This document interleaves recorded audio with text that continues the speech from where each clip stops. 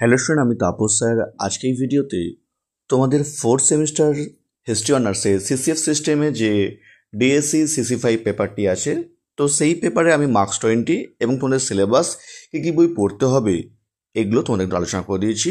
আজকের এই ভিডিও তোমাদের কিন্তু মার্কস 5-এর অধ্যায়ভিত্তিক সাজেশান, যেখানে আমি তোমাদের ইম্পর্টেন্ট, সাপোর্টিং এবং এক্সট্রা সবই কিন্তু এই ভিডিওতে আলোচনা করবো। যারা এখনও চ্যানেলটিকে সাবস্ক্রাইব করনি, অবশ্যই চ্যানেলটিকে সাবস্ক্রাইব করে রেখো এরকম ভিডিও সবার আগে পাওয়ার জন্য।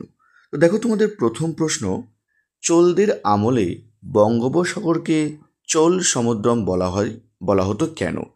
এটা কিন্তু পরীক্ষার জন্য খুবই ইম্পর্টেন্ট প্রশ্ন। পরীক্ষা কিন্তু বিশাল বিশাল চান্স আছে, তোমরা কিন্তু খুবই ভালো করে পড়বে এই প্রশ্নটি, ঠিক আছে? স্টার মার্ক প্রশ্ন, বিশাল বিশাল ইম্পর্টেন্ট। নেক্সট, ঐতিহাসিক হিসাবে অলবেরনের ভূমিকা লেখো বা মূল্যায়ন করো। এটিও কিন্তু অত্যন্ত গুরুত্বপূর্ণ প্রশ্ন তোমাদের এবারের জন্য, স্টার মার্ক প্রশ্ন। সুলতান মাহমুদ ও মোহাম্মদ ঘুরির ভারত আক্রমণের প্রকৃতির মধ্যে তুমি কিভাবে পার্থক্য করবে?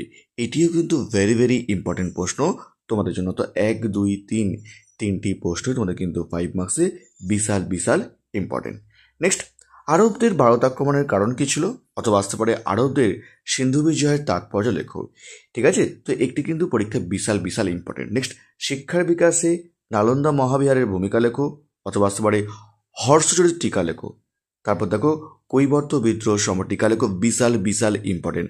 মাৎসন্যায় সম্পর্কে টিকা লেখো। তো 1 থেকে 6 তোমাদের সব থেকে প্রবল ইম্পর্টেন্ট এই সিসি5 পেপারের জন্য। তোমরা কিন্তু আগে এই 6টি প্রশ্ন তোমরা কিন্তু সব থেকে ভালো করে পড়বে, কারণ এই 6টি প্রশ্ন তোমাদের সব থেকে বেশি ইম্পর্টেন্ট এই পেপারে। এবারে এগুলো ভালো করে করার পর তারপর তোমরা কিন্তু সাপোর্টিং বা এক্সট্রা করবে।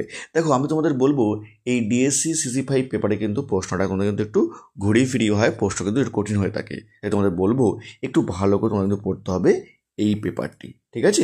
দেখো তোমাদের নেক্সট, দেখো তোমাদের পরের প্রশ্ন, দেখো আদি মধ্যযুগে সমাজ ও অর্থনীতিতে মন্দিরের কি ভূমিকা ছিল?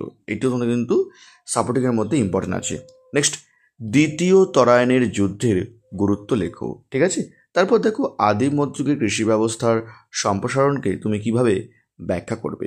এগুলো ভালো করে পড়ার পর তারপর তোমরা পড়বে এক্সট্রা, ঠিক আছে?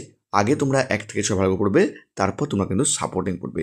যদি কেউ হিস্ট্রি অনার্স আমার কাছে অফলাইন বা অনলাইন পড়তে চাও, স্ক্রিনে আমার ফোন নাম্বার দেওয়া আছে।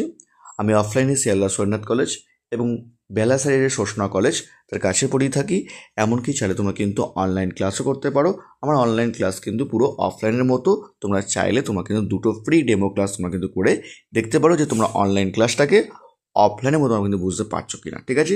নেক্সট দেখো, এক্সট্রা প্রশ্ন তোমাদের, সাহিত্য থেকে আদি মধ্যযুগ সম্পর্কে কি জানা যায়? নেক্সট, মুদ্রা থেকে আদি মধ্যযুগ সম্পর্কে জানা যায়।